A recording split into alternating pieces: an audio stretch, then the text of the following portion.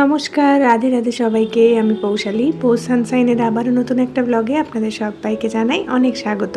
আশা করি আপনারা যে যেখান থেকে আমার ভিডিওটি দেখছেন সবাই খুব ভালো আছেন আর সুস্থ আছেন। আজকের ব্লগটা আমি একদম সকালবেলা থেকে শুরু করছি। যদিও আজকে একটু ভোর ভোর উঠে পড়েছিলাম, তুলনামূলকভাবে একটু তাড়াতাড়ি, প্রায় 5:30 থেকে 6টার মধ্যে উঠে আমি বাড়ির সমস্ত বাসি কাজকর্মগুলো সেরে নিয়েছি। সেগুলো আর আপনাদের সাথে শেয়ার করিনি। আর এখন একটুখানি রেডি হয়ে সোজা চলে এলাম রান্নাঘরে। যদিও আজকাল আমি রেডি হই না বললেই চলে, মানে এত বেশি গরম পড়েছে না, আমি স্কিনে কিছুই লাগাতে পারি না, মানে সানস্ক্রিন লাগিয়েও আমি রান্নাঘরে আসতে পারছি না। সঙ্গে সঙ্গে ঘেমে নিয়ে একদম স্নান করে যাচ্ছি, মানে যাই লাগাচ্ছে সব কিছুই ওয়াশ আউট হয়ে যাচ্ছে। তো আজকে একটু কষ্ট করেই লাগিয়ে নিলাম, যেহেতু সকাল সকাল উঠেছি আর এখন ওয়েদারটা হালকা একটু ঠান্ডা মতো আছে, তাই ভাবলাম অনেকদিন সানস্ক্রিন লাগানো হয়নি, একটু সানস্ক্রিন লাগিয়ে। আর গরমের সময় না রোজ আমি মনে করি একটুখানি বডি স্প্রে লাগাচ্ছি বাড়িতে থাকলেও, তাতে একটুখানি ফ্রেশ লাগে। তো যাই হোক, আমি এখন রান্নাঘরে এসেই কাজে লেগে পড়েছি। কাল রাত থেকেই চিন্তা করছিলাম, ব্যাটারটা তো ভিজিয়ে দিলাম, তবে ইডলিটা বানাবো আমি কিসে। তো অনেক চিন্তা ভাবনা করে এই উপায়টা বার করেছি, যেটা দেখাচ্ছি দাঁড়ান। এটা আমি ভেলোর থেকেই নিয়েছিলাম, আপনাদের সাথে শেয়ার করেছিলাম, মিনি ইডলি প্যান। তো এর মধ্যেই আমি ব্যাটারটা অল্প অল্প করে দিয়ে দিচ্ছি। একদম প্রথমবার আমি এটা বানাচ্ছি। আর এটা না 5খানা লেয়ার রয়েছে। 5খানা লেয়ার দিয়ে আমি কোনো জায়গাতেই বসাতে পারতাম না। তো সেই কারণে আমি কি করেছি, 4খানা লেয়ার দিয়েই বসাচ্ছি। আর এই যে স্ট্যান্ডটা রয়েছে না, মানে যেটা দিয়ে আমি এটাকে তুললাম, সাপোর্ট সিস্টেমটা, সেটা দিলে আমি এই যে ভেপারের মধ্যে বসাতে পারতাম না, মানে কুকারের মধ্যে এতটা লম্বা হয়ে যেত। তো এটাকে আমি ধরে নিয়ে কুকারের মধ্যে বসিয়ে এটা আমি খুলে নিচ্ছি। তারপরে আমি কুকারটাকে চাপা দিয়ে দিচ্ছি আর কি। তাতে করে দেখলাম বেশ ভালোভাবে হয়ে যাচ্ছে। একদম লো ফ্লেমে রেখে দিয়েছি। এখন মোটামুটি আধ ঘন্টা পরে ওটার দিকে আমি লক্ষ্য দেবো। আমি কালকে রাত্রেবেলাতেই সবজি টবজি সব কিছু কেটে ফ্রিজের মধ্যে রেখে দিয়েছিলাম। আজকে যেহেতু মেয়ে স্কুল রয়েছে, তাই সকালবেলা তাড়াহুড়ো করে রান্না করে আমাকে স্কুলে ছাড়তে যেতে হবে। তো সেই কারণে কাটাকুটিটা রাতেই করে রাখি, তাতে সকালবেলা রান্না করতে আমার সুবিধা হয়। আর এদিকে ভাবলাম একটু ধোসাও বানিয়ে নিই, ব্যাটারটা একটুখানি বেশি রয়েছে। এর আগেও আমি 1-2বার মতো ধোসা বানিয়েছি, তবে এবারেরটা মনে হয় বেশি ফার্মেন্ট হয়েছে আর কি, একদম ফুলে গিয়েছিল। সারা রাত আমি বাইরে রেখেছিলাম, তবে জানি না কেন একটা জিনিস আমি লক্ষ্য করলাম, যখনই আমি ধোসাটা বানালাম না, তখন হালকা একটুখানি বাজে স্মেল দিচ্ছিল। মনে হচ্ছিল যেন ওই ব্যাটারটা একটুখানি খারাপ মতো হয়ে গিয়েছে। খেয়ে দেখলাম, যদিও খুব একটা বেশি খারাপ লাগেনি, তবে সত্যি কথা কি বলতে বলুন তো, এটা আমি খুব একটা বেশি বানাই না, তো এটার ব্যাপারে আমার খুব একটা বেশি এক্সপিরিয়েন্সও নেই। তবে এটা খেয়ে আমার মেয়ের শরীরটা আজকে খারাপ হয়ে গিয়েছিল, মানে স্কুলে একটা ধোসা খেয়ে গিয়েছিল, আসার পরে কিন্তু একটুখানি বমিও করেছিল। তো আমরা বুঝে উঠতে পারছিলাম না যে কেন করেছে। তারপরে চিন্তা করে দেখলাম যে এই ধোসাটা হয়তো কোনোভাবে ওর পেটে স্যুট করেনি, সেই কারণে ওর হালকা বমি মতো হয়েছে। যদিও সেকেন্ড আওয়ারেই ও ঠিক হয়ে গিয়েছিল, মানে বমি টমি করে ওষুধ খাইয়ে দেওয়ার পরেই সন্ধ্যাবেলার দিকে ও আবার ঠিক হয়ে গিয়েছিল আর কি। তো তারপরে আমি ভেবে নিয়েছি যে না, আমি বাড়িতে আর ধোসা টোসা বানাবো না। বাচ্চা শরীর খারাপ হলে না কোনো জিনিস থেকে সেই জিনিসটা আর বানাতে একদমই ইচ্ছে করে না, দেখবেন। তো এখানে দেখুন, আমি সবজি টবজিগুলো কালকে রাতে যে কেটে রেখেছিলাম সেগুলো একটুখানি গুছিয়ে নিচ্ছি। আর এদিকে ধোসার সাথে খাওয়ার জন্য একটুখানি বাদামের চাটনি বানিয়ে নিচ্ছি। নারকেল তো আমার বাড়িতে খুব একটা বেশি চলে না, তো সেই কারণে নারকেলের চাটনিটা বানালাম না। আর এমনিতেও আমার কাছে নারকেল ছিল না। আর আধ ঘন্টা মতো পরে আমার ইডলিটা কিন্তু একদম রেডি হয়ে গিয়েছে। কত সুন্দর ফুলেছে। আমরা কিন্তু খেয়ে কোনো রকমই শরীর খারাপ করেনি আমাদের, কিন্তু মেয়েটার কেন জানি না শরীরটা খারাপ করে গিয়েছিল, সেই কারণে করার পরেও না মনে খুব একটা স্যাটিসফ্যাকশন ছিল না। তবে যখন হয়েছিল তখন কিন্তু সত্যিই খুব ভালো লাগছিল। তো প্রথমেই আমি তুলে কিন্তু ঠাকুরকে ভোগে দিয়ে আসবো। আর একটুখানি ঠান্ডা করে তুললে যদিও ভালো হতো, তবে আমার মধ্যে এত ধৈর্য নেই। আমি সঙ্গে সঙ্গে গরম অবস্থাতেই এটাকে তুলেছি, সেই কারণে নিচগুলো হালকা মতো লেগে যাচ্ছিলো। তবে ঠান্ডা হওয়ার পরে তোলার পরে একদম সুন্দরভাবে উঠে আসছিল। দেখুন কত ফ্লাফি আর সুন্দর হয়েছে। ইডলিগুলো কিন্তু দেখতেও খুব ভালো লাগছে, ছোট ছোট সাইজের। তো বাচ্চাদেরকে টিফিনে দিলেও না ওরা বেশ মজা করে খাবে। আমি তো ভেবেছিলাম আজকে মেয়েকে টিফিনেও ইডলি দিয়ে দেবো, তবে ও নিয়ে যেতে চাইলো না দেখে ওর জন্য অন্য কিছু বানিয়ে নেব, মানে পাস্তাটাই বানিয়ে দিচ্ছি আর কি। তো ওদিকে আমি বাদামটাকে ভেজে নিয়েছিলাম, তারপরে তেলের মধ্যে একটু জিরে ফোড়ন আর একটু ছোলার ডাল দিয়েছি, একটু অড়হর ডাল দিয়েছি, আর অল্প একটুখানি উড়ার ডাল দিয়েছি আর কি, কারি পাতা দিয়ে এটাকে আমি ভাজা ভাজা করে নিচ্ছি। এটা ভাজা হয়ে গেলেই কিন্তু আমি বাদামের সাথে ভালোভাবে গ্রেট করে নেব। আপনারা চাইলে কিন্তু এই অবস্থাতে বাদামের খোসাগুলোও ছাড়িয়ে নিতে পারেন, তাতে চাটনির টেক্সচারটা কিন্তু আরও স্মুথ হয়। তবে আমি এমনিই করে নিচ্ছি, আমার এই মুহূর্তে আর এতটা সময় হাতে ছিল না। সকালবেলা না অনেকটা কম টাইমের মধ্যে অনেক কিছু প্রিপারেশন করতে হয়, দুপুরে রান্না হোক, বিকেলের টিফিনটা হোক, সকালের ব্রেকফাস্ট, সব কিছু মিলিয়ে আমি সকালবেলার দিকটা খুব বেশি মানে হজবরল হয়ে থাকি, একদম ঘেঁটে থাকি আর কি। তো দেখুন সব কিছু আমার একদম রেডি হয়ে গিয়েছে।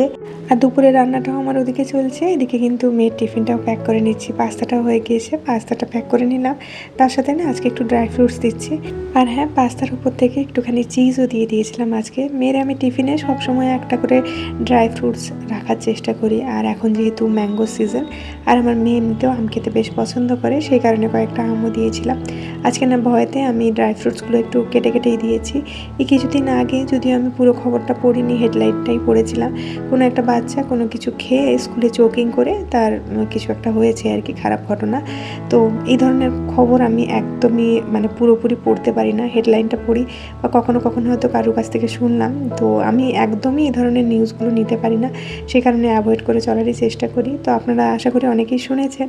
তো বাচ্চাদেরকে স্কুলে কিছু দিলে না সবসময় মায়েদেরকে লক্ষ্য রাখা উচিত যে এমন কিছু জিনিস না দেওয়া যাতে বাচ্চার গলায় লেগে যেতে পারে। তো বাচ্চারা বড় হয়ে যায় জানি, তাও না আমাদেরকে এই জিনিসগুলো খেয়াল রাখতে হবে। আমি আগে কখনো সখনো হয়তো দিয়ে দিতাম, তবে আজকাল করে চেষ্টা করছি এমন কিছু নরম জিনিস দিতে যেটা ও অনায়াসে একা খেতে পারে। আর ওর স্কুলের ব্যাগে না কী কী রাখি সেটা একটু দেখালাম। এরকম একটা ছোট্ট পাউচ ব্যাগের মধ্যে ওর এক্সট্রা একটা জামা থাকে, দুটো ডাইপার, রুমাল রাখি, আর তার সাথে একটু হ্যান্ড স্যানিটাইজার রেখে দিই। যদিও এগুলো কাজে লাগে না, তাও ইমার্জেন্সি পারপাসে রেখে দিয়েছি। যখন ওটা খায় না তখন স্কুল থেকেই ওটা দায়িত্ব নিয়ে হাতটা ধুয়ে স্যানিটাইজ করিয়ে দেয়। আর ওই জামাটাও আয়রন করে রেখে দিয়েছিলাম কালকে, একটা ডাইপার আর সক্স দিয়ে দিলাম। আমার মেয়ে স্কুলটাতেই আজকাল ডাইপারটা পরে যায়। রাত্রেবেলা আগে ডাইপার পরাতাম, তবে এখন না মাঝে মধ্যে ওকে ডাইপার ফ্রি করেই রাত্রেবেলা ঘুম পাড়িয়ে দিই। যদিও এটাতে আমার খাটনিটা বেশি হয়ে যায়, তাও আমি চেষ্টা করছি যাতে ও রাত্রেবেলা না টয়লেট ট্রেনটা হয়ে যেতে পারে। মাঝে মধ্যে ও বলেই ফেলে যে মা টয়লেট পেয়েছে, আবার কখনো কখনো না ওর বলা হয় না আর কি, মানে ও ভুলে টয়লেট করে ফেলে। তো যাই হোক, ধীরে ধীরে আশা করছি এগুলো অভ্যেস হয়ে যাবে। বাচ্চারা বড় হলে দেখবেন হঠাৎ করে সব কিছু যেন শিখে গিয়েছে। আমার মেয়ের মধ্যেও আমি এই পরিবর্তনটা লক্ষ্য করেছি। হয়তো 6 মাস আগে অনেকটা বাচ্চা ছিল, 6 মাস পরে না হঠাৎ করে কেমন যেন একটা ম্যাচিওর টাইপের হয়ে গিয়েছে আর কি। আর এত বেশি বিহেভিয়ার চেঞ্জ হয়েছে না, মাঝে মধ্যে ওর বিহেভিয়ারগুলো প্রেডিক্ট করতে আমারও অনেক বেশি প্রবলেম হয়ে যায়।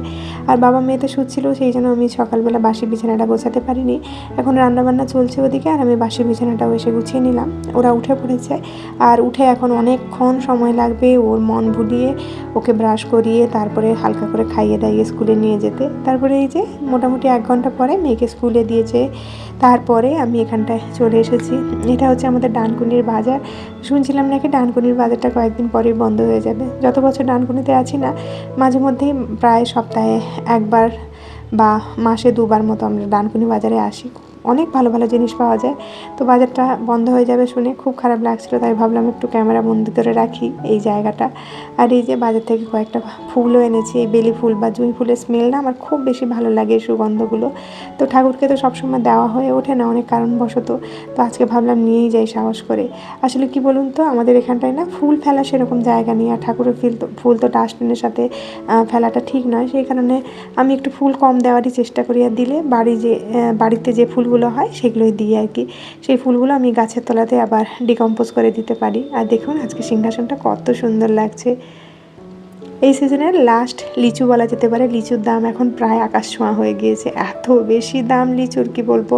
তো লিচু তো সবসময় খাওয়া হয় না, তো আজকে ভাবলাম যে এরপরে হয়তো আর লিচু পাওয়া যাবে না, কারণ বাজারে ঘুরে ঘুরে একটাই দোকানে এই কয়েকটা লিচু পেয়েছিলাম, তো নিয়ে এসেছি। আর কয়েকটা মুসাম্বিও নিয়ে এসেছি। তার সাথে এই যে আগুন দরে বিক্রি হচ্ছে এখন বাজারে কালোজাম, সেগুলোও নিয়ে এসেছি অল্প করে একটু। এর একটা রেসিপি না আমি আগের ভিডিওতে শেয়ার করেছি, তো সেটা আপনাদের সাথে একটা দুটো ভিডিও পরেই আসবে আশা করছি। আজকে জামুন দিয়ে একটা সোডা দিয়ে ড্রিঙ্কস মতো বানাবো ভাবছি। আর এখানটায় দেখুন হালকা একটু সবজি বাজারও করে এনেছি। সবজি বাজার খুব একটা বেশি করিনি, কারণ বাড়ির সামনে যেহেতু বাজার থাকে মাঝে মধ্যেই করে আনতে পারি। আগে তো এই 2 সপ্তাহের মতো সবজি এনে রেখে দিতাম, তবে গরমটা পড়ে যেতে না সেই রিস্ক আর নিচ্ছি না। আসলে সময়ের সাথে সাথে অনেক কিছু জিনিসই পাল্টে যায়। তখন সকালবেলা করে হাঁটতে যেতাম, তাই হয়তো বাজার করে আনতাম। আবার কখনো কখনো সময় থাকতো না, 2 সপ্তাহের বাজার করতাম। এখন আবার 1 সপ্তাহ করেই বাজার করে রাখি নর্মালি। তো আজকে একটু কাঁকরোল নিয়েছি, ভিন্ডি নিয়েছি, পটল নিয়েছি। একটা দোকান থেকেই মোটামুটি সব কিছু বাজার করে নিয়েছি আর কি। আজকে এদিক ওদিক আর ঘুরিনি, এত বেশি গরম লাগছিল না। একটা দোকানে ফল, একটা দোকানে সবজি, সব কিছু কিনে ঝটপট করে বাড়ি চলে এসেছি আর কি। এসেই আমি সব কিছু গুছিয়ে নিলাম। আর আর এই বছর কিন্তু অনেক বেশি আম পাওয়া যাচ্ছে বলুন। আমার এই ফ্রিজের এই জায়গাটাতে না একদম ভর্তি করে আম রাখা আছে। আম খেতে আমার এত বেশি ভালো লাগে। জানি আম খেলে একটুখানি ওয়েট গেইন হয়, বিশেষ করে দিনে যদি একটার বেশি আম খাওয়া হয় না টানা, তাহলে কিন্তু অনেক বেশি সুগার কনজাম্পশন হয়ে যায় আর ওয়েটটাও বেড়ে যায়। তবে এই গরমের সময় আমার মন কিছুতেই মানছে না, আমি একটা দুটো করে আম প্রত্যেক দিনই খেতে রয়েছি। আর এই যে কয়েকটা কাঁচা লঙ্কা এনেছিলাম, সেগুলোরও আমি ছাড়িয়ে টাড়িয়ে রেখে দিলাম। আর এখানে পুদিনা পাতাও এনেছিলাম। জানেন বাজারে গিয়ে এতটা পুদিনা পাতা নেবো না বলছিলাম, তবে দোকানদারটা এক প্রকার জোর জবরদস্তি করেই আমাদেরকে অনেকটা পুদিনা পাতা দিয়ে দিয়েছে। তো কী করব বুঝে উঠতে পারছি না। কয়েকটা পাতা কেটে আমি রেখে দিলাম এরকমভাবে। আশা করছি 10 দিন 12 দিন মতো রয়ে যাবে।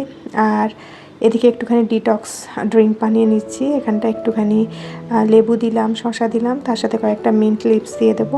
এই জলটা মোটামুটি সারাদিন যদি খাওয়া যায় না, তাহলে বেশ রিফ্রেশিং লাগে আর ওজন কমাতেও সাহায্য করে। তবে এইটুকু জল বানিয়ে সত্যি কিছু হয় না, এটা একটা বড় কোনো জায়গাতে বানিয়ে রাখতে হয়, তাতে করে খেতেও বেশ ভালো লাগে আর বারবার শেষ হওয়ারও চিন্তাটা থাকে না আর কি।